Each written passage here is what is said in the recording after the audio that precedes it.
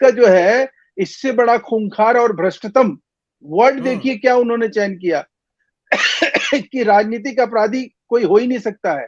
इसको इसके ऊपर तो ऐसा चीज करना चाहिए हम लोगों को कि आने वाली पीढ़ी सबक ले और ऐसे राजनीति और ऐसे राजनेता से दूरी बना के जनता की हम किस तरह से रख सकते हैं, तो वो बात अलग है। लेकिन अब आ जाइए हमारे टोपीधारी मित्र के बारे में हम आपको बताना चाहें।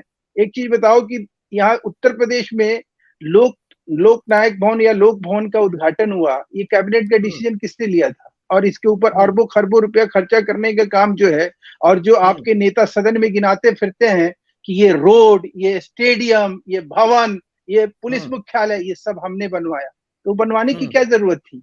अगर सेंटर विस्ता की बात जो है, ये फैसला किसका था? क्या जरूरत थी? हमारे पास तो विधानसभा उत्तर प्रदेश में था ही। तो मित्र आपको जो है, और झूठ क्यों बोलते हो कि 2000 करोड़ का सेंटर विस्तार है, 849 करोड़ 28 महीने, प्रमाणिक रूप से बोलो। झूठ और फरेब के जरिए जो है अपनी राजनीति करना बंद करो। और मामूली से बढ़ गया होगा तो सर कह नहीं सकते, 851 करोड़ हो गया होगा, 875 करोड़ हो गया होगा, लेकिन 2000 करोड़ नहीं हुआ है। ये तो टेलीविजन पे आके एक आदमी झूठ बोल के, और एक आदमी ऐसा एविडेंस क्रिएट कर रहा, एक ऐसा साक्ष्य क्रिएट कर रहा है, क्या क्या अच्छा क्या जब सर सुनाई नहीं पड़ा। एक भाई साहब 10,000 बोल रहे थे, तो हाँ चलिए संजीव जी, ये तो 20,000 करोड़। अब और एक छोटी सी और बात कह के बात करूंगा कि आप सुप्रीम कोर्ट, जो आपने मुद्दा उठाया कि सुप्रीम कोर्ट जो है, ये लोग गए ये कहते हुए कि याचिका दाखिल किया है कि भाई वो जो है वो विधायिका की प्रमुख है राष्ट्रपति। क्या राष्ट्रपति इस देश में कार्यपालिका की प्रमुख नहीं है, न्यायपालिका की प्रमुख नहीं है? वो कमांडर इन चीफ है या नहीं है? और मुझे ये बताएं कि अगर विधायिका की प्रमुख के नाते क्या छत्तीसगढ़ के विधानसभा का भवन का उद्घाटन कांग्रेस नेत्री, अंतरिम अध्यक्ष कांग्रेस की अध्यक्षा श्रीमती सोनिया गांधी के हाथों से होनी चाहिए, जो पूर्ण रूप से कांग्रेस की अध्यक्ष भी नहीं थी? सांसद लिखा हुआ है, मात्र सांसद लिखा हुआ। और इससे बड़ी और उसका समर्थन, और ये देश उसका समर्थन करेगा। ये बहुरूपीय बन के जिस तरह के ये समर्थन करने निकले हैं, क्या मतलब 28 महीने में, जो 8 साल में पार्लियामेंट बना, आज 28 महीने में बन के तैयार हो गया, जिसके ऊपर हर एक भारतीय को गर्व होना चाहिए, उसका आप मजाक और माहौल उड़ा रहे हैं। लोकतंत्र की यही आप हिमायती हैं, और इस तरह से आप लोकतंत्र को जो है कहीं समर्थन और कहीं विरोध करने चलेंगे, और ये आपकी राजनीति है। आप आइए ना जन मुद्दे पे, बताइए हमसे कि कहां सड़क हमने नहीं बनाई, कहां हमने स्कूल नहीं बनाया, कहां हमने स्वास्थ्य सुविधाओं में कमी रखी। ये आपके मुद्दे होने चाहिए, और इस मुद्दे से इधर आप इस देश को मजाक बना रहे हुए गिनवाते हैं, शर्म आनी चाहिए। तो आप, वो उनका आरोप है तो आप भाग जाते हैं, वो गिनवाते हैं जब। तो सर हम जिम्मेवारी के साथ, हम चुनौती के साथ एक एक चीज सामने रखेंगे कि हमने 300 करोड़ लोगों को वैक्सीनाइज किया। हमने वर्ल्ड में, आज हमारे प्रधानमंत्री का कोई पैर छूता है तो ये सिर्फ इसलिए छूता है कि आपने हमारे देश को बचा लिया, हमारे लोगों को बचा लिया, हमारी जान आपने बचा ली। ये नहीं है कि जाके ब्रिटेन में देश के और लोकतंत्र का उपहास उड़ाया जाए, और चीनी राजदूतावास में बैठ के गुपचुप तरीके से जो है वो राजदूत से बात किया जाए और फंड लिया जाए। ये कांग्रेस पार्टी आज तक नहीं बताई कि वो फंड कहाँ गया। समझ में आता है, मायावती जी को आपने मना लिया, ये समाजवादी को भी मना लीजिए कि भाई तब आपने चलिए राष्ट्रपति को वोट नहीं किया, मनोज जी को मना लीजिए, आप कर दो भाई, तब नहीं कर पाए कोई बात नहीं, इनको मना लीजिए। ये मनोज जी का काम नहीं है सर, वो तो अखिलेश जी देखेंगे ना, वो तय करेंगे कि उनका क्या है इस चीज को, वो कॉल लेंगे कि उनको आना है कि नहीं आना है। मुलायम सिंह यादव जी जो है, कभी हमारे प्रधानमंत्री जी के बारे में भरी पार्लियामेंट में, अगर आपको याद हो, उन्होंने क्या कहा था कि अगली बार भी आप सरकार बनाओगे। ये किसी और ने नहीं कहा था।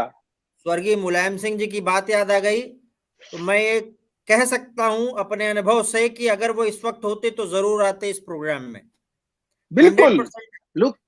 बिल्कुल आते साहब। वो लोकतंत्र में विश्वास रखने वाले लोग थे, वो रियल समाजवादी थे। ये जसवंत सिन्हा को, जो फॉरवर्ड क्लास के थे, उनको किस तरह से राष्ट्रपति जब कहा जा रहा था, जिस तरह से अपमानित किया जा रहा था, तब इनके मुंह में दही जमी हुई थी। तब ये मौन साधना करके किस पाप का भागी बन रहे थे। यशवंत सिन्हा है क्या? आपको मालूम है? फॉरवर्ड क्लास से हैं, और आप एक आदिवासी महिला के खिलाफ, आपका समाजवाद उस समय कितना कुंठित और कितना मतलब बेधार हो गया, और समाजवाद की क्रांति आपकी संजीव जी, कहां रह गई थी? संजीव जी, गजब की राजनीति चल रही है इस देश में। अच्छा, लोग देख रहे हैं कि क्या चल रहा है, लोग ये भी देख रहे हैं। चलिए, नो डाउट, एक बात तो मानना पड़ेगा कि इस पार्लियामेंट का निर्माण जो हुआ है वो कम समय में हुआ है, और जितने रुपए बोले गए हैं इसमें लगाने के, थोड़ा बहुत आगे इधर उधर हुआ होगा। करीब करीब 1200 करोड़ के आसपास मामला लग रहा है, खर्च हुआ होगा इसमें, ये बात तो है। लेकिन ये भी बात है कि भाई जो पुराना भवन है उसमें भूकंप के दिक्कतें और अग्निशमन की दिक्कतें, खाना खाने की दिक्कतें। हम तो ये देख रहे थे कि जब कैंटीन जो बने हुए थे, वो कैंटीन कौन कौन सी जगह पे थे, वहां पे हम लोग तो लाइन में लगते थे वहां कैंटीन में, अभी भी लगते हैं। तो बड़ी स्थिति खराब हो जाती है कई बार जब वोट डाल अरे के सर, निकलते हैं ना। मैं कई बार जब एक वोट डाल छोटा के, सा कमेटियों के वोट डाल के एक, निकलते हैं पार्लियामेंट एक में, तो लाइन लगती है, तो वहां पर फिर चौक हो जाता है मामला, सब सर रास्ता ही बंद हो जाता है। एक छोटा सा संस्मरण आपको सुना रहा हूँ। जिस दिन अटैक हुआ था पार्लियामेंट में, मैं क्वेश्चन और कवर करने के लिए निकला था, मेरे सामने अटैक हुआ, और उस समय सारे सांसद एक ही जगह थे साहब, और ये हो रहा था कि ये भून के रख देंगे, अगर बाहर हमारे उन लोगों ने कुर्बानी दे के नहीं मारी होती। मैं अपने आंखों के सामने वो दृश्य देखा हूं साहब। हम सारे लोग एक जगह थे साहब, और ऐसा लग रहा था कि मौत हमारे सामने खड़ी है। पार्लियामेंट आज की डेट में, जो हमें आज 100 साल पहले जिस चीज को ध्यान में रख के बनाया गया था, और आज आबादी क्या है, आज हमारी संख्या क्या है, आप ये देख लीजिए। उस समय सांसद कितना होते थे, अब सांसद कितने हैं। ये अंतर अगर समझे बिना आप इस तरह से लोकतंत्र के मंदिर के ऊपर कीचड़ उछालेंगे, आपको लोग क्या कहेंगे? ठीक, संजीव जी, क्वेश्चन आपसे भूपेन जी था, देखिए, महेश जी ने झटक लिया, तुरंत लपक लिया जी। संजीव जी, ये सिलसिला असल में शुरू हुआ था इंडिया गेट से, है ना। वहां से शिफ्ट हुआ, एक नया वहां बना फिर लिया, शहीद स्मारक बना दिया गया। हाँ, बिल्कुल, फिर सुभाष चंद्र बोस की मूर्ति लगी। अब संसद भवन जो बनेगा, वो तो अब आप देखिए कि तो क्या ये मोदी जी सारी पूरे जो घर के अब, बदल डालने के चक्कर में है क्या? तो अब देखिए कि तो अब जो नई पीढ़ी आएगी संसद में, है ना, जो सांसद बनेंगे, उन नई पीढ़ियों के लिए जो इन पट्टशिलाओं पर किसका नाम रहेगा? आने वाले लगभग 100 साल तक तो पट्टशिलाओं पर एक नाम अंकित होने वाला है। तो आप देखिए, मोदी जी के साथ जो सबसे बड़ी आप कहिए परेशानी है मोदी जी के साथ, बहुत बड़ी, कि वो हर मौके पर चौका मार देते हैं। अच्छा, और ये वो कोई इससे चीज हो का जाती मतलब है, आप बोल देखिए। रहे कि वो छोटा नहीं लेते, बड़ा ही करना है, हाँ, वो बिग कैनवास। बिल्कुल। आप देखिए, वो ऑस्ट्रेलिया से आज उतरे, और देखिए उस मौके को उन्होंने कैसे इस पूरे विरोध के को उन्होंने जवाब देने का कितना सही तरीका अपनाया। उन्होंने उतरते ही कहा कि मैं ऑस्ट्रेलिया में जब एक फंक्शन में गया, तो वहां पे विपक्ष के सारे नेता मौजूद थे, पूर्व वर्तमान प्रधानमंत्री और पूर्व प्रधानमंत्री भी मौजूद थे। तो एक लोकतंत्र की वहां ताकत देखिए। तो देखिए, असल में विपक्ष के साथ अभी जो समस्या है वो यही है कि मोदी जी जो ये मौके पर चौका मार देते हैं, तो इनको लगता है ये साहब हर मौके पर तो यही चौका मार रहे हैं, हमारा मौका कब आएगा? तो वो तो कोई एक तो ऐसा मुझे मौका, लगता है कि कोई भी ऐसा मौका पकड़ लो जो मतलब जो रीजनेबल सा लगे, लेकिन ये रीजनेबल मौका नहीं है ना। ये नहीं, आप संसद देखिए, और ये इतिहास बनाने जा रही है, और इसमें हर पार्टी का व्यक्ति आएगा, और ये और देश आप का देखिए मामला है। भूपेन जी, आप ये देखिए कि उनको कहा जाता है नीच, इस मौके पर भी मोदी जी चौका मार देते हैं। उनको कहा जाता है चाय वाला, इस मौके पर भी वो चौका मार देते हैं। तो असल में दिक्कत ये है कि जो भी वार अब तक हुआ है, अभी तक की पिछले आप देखिए कि 9 साल की राजनीति में प्रधानमंत्री नरेंद्र मोदी पर जो विपक्ष ने हमला किया है, तो उन्होंने उस हमले को ही अपनी सीढ़ी बनाई है। तो ये एक फ्रस्ट्रेशन है जो साफ साफ दिखता है। दूसरा, टेक्निकल पॉइंट पे आते हैं, ये तो राजनीति होगी। देखिए, टेक्निकल पॉइंट्स पे आप देखिए तो अनुच्छेद जो 111 है, वो ये साफ साफ कहता है कि जो राष्ट्रपति है वो स्टेट ऑफ द हेड है, ठीक है, वो स्टेट ऑफ द एग्जीक्यूटिव नहीं है। अब सेम यही बात आप देखिए कि मायावती ने बहुत प्रैक्टिकली कही है ये बात, कि जिस सरकार ने संसद भवन बनाया है उसे ही उद्घाटन करना चाहिए। अगर द्रौपदी मुर्मू को लेकर इतनी संवेदना विपक्ष में थी, तो फिर आखिर जब उनका चुनाव हो रहा था, तो वो निर्विरोध क्यों नहीं चुनी गई, क्यों उनके सामने आपने कैंडिडेट उतारा, अगर उतना सम्मान उनका करना था तो लोकतंत्र मजबूत कर रहे थे ना भाई, लोकतंत्र में विरोध का तरीका है, इसलिए उन्होंने कहा कि हम अपनी तरफ से लड़ाई लड़ेंगे। और ये बात देखिए, हर विशेषज्ञ ये बात कहता है कि शिलान्यास करना, उद्घाटन करना, ये एक प्रशासनिक कार्य है, ये कोई संवैधानिक कार्य नहीं है जिसके लिए आप प्रोटोकॉल का पालन करने जाएंगे। तो टेक्निकली भी हालांकि ये मामला सुप्रीम कोर्ट में चैलेंज कर दिया गया है, ये भी स्पष्टीकरण वहां से आ जाएगा, लेकिन ये कोई संवैधानिक कार्य नहीं है, ये एक प्रशासनिक कार्य है। और आमतौर पर प्रशासनिक कार्य जो है वो सरकारों के द्वारा ही किए जाते हैं, हेड ऑफ द एग्जीक्यूटिव के द्वारा ही किए जाते हैं। मतलब ऐसा तो जरूर हुआ होगा कभी न कभी भाई। सुप्रीम कोर्ट का नया भवन हमने देखा कि साइड में जो डेवलपमेंट चल रहा है, और भी देश में कई जगह जगह पे हाई कोर्ट के चल रहे हैं, तो क्या सभी जगह पर राष्ट्रपति या राज्यपाल को बुलाया जा रहा है? ऐसा तो है नहीं। चीफ जस्टिस वहां जरूर आ रहे हैं, या जस्टिस जो दूसरे हैं वो जरूर आ रहे हैं। जी मनोज जी, आप कुछ बोल रहे थे। मनोज जी अनम्यूट कीजिए, अनम्यूट।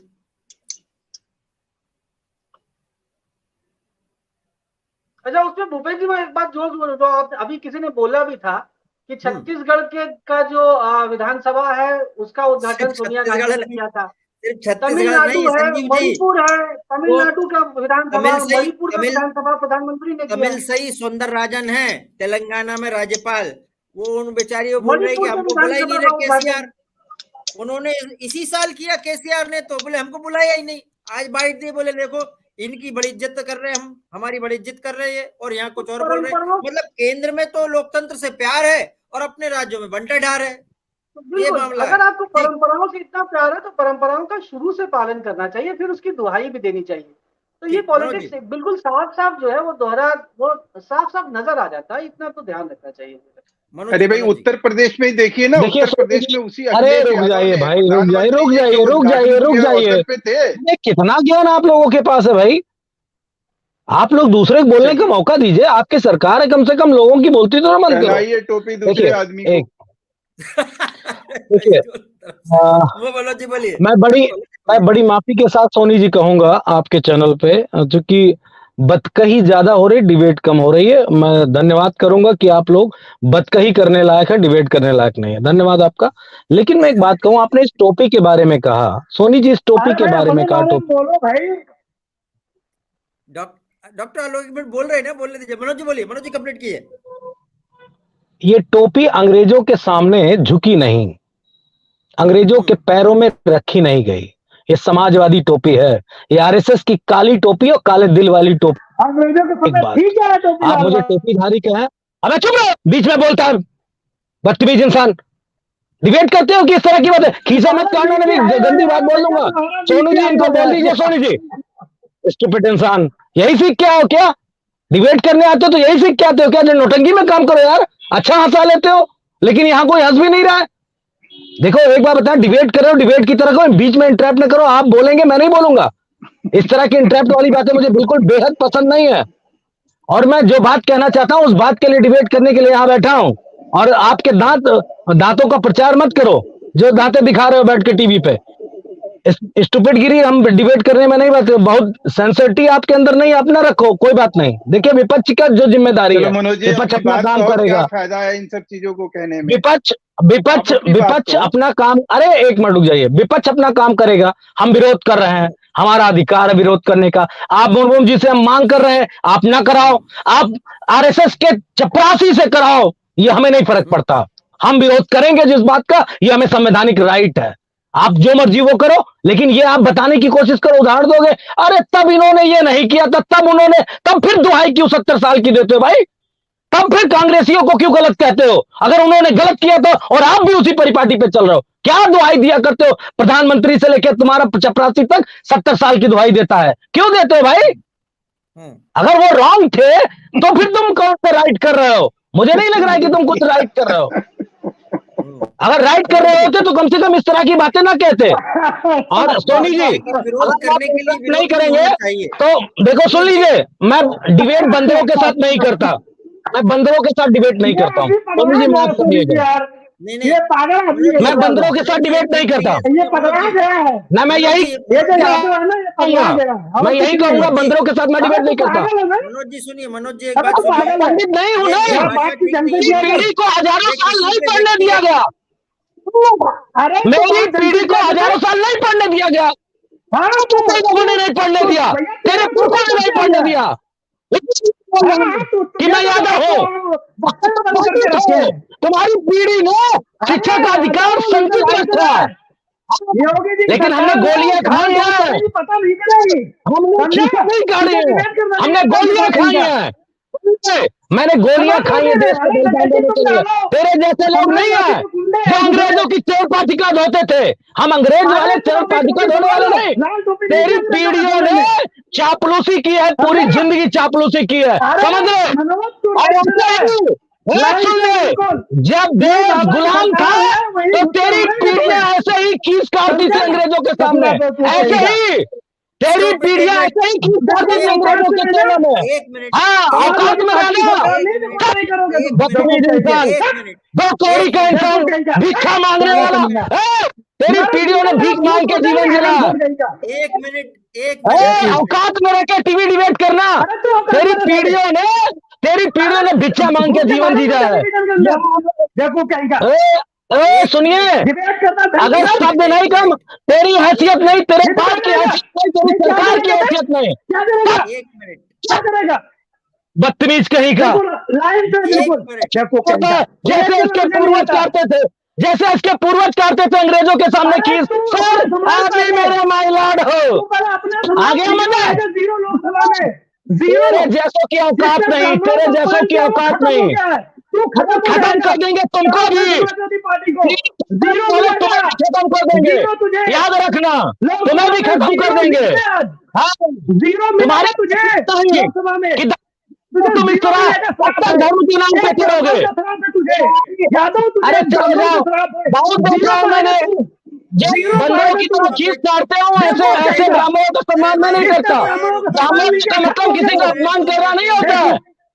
बड़े ज्ञानी बनते हो, बेवकूफ तेरा परिवार, तेरा खानदान सब बेवकूफ।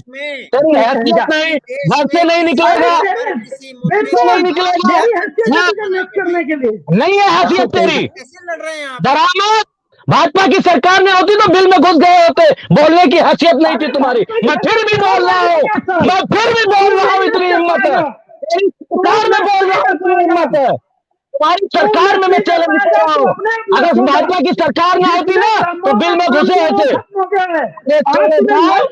जातिवाद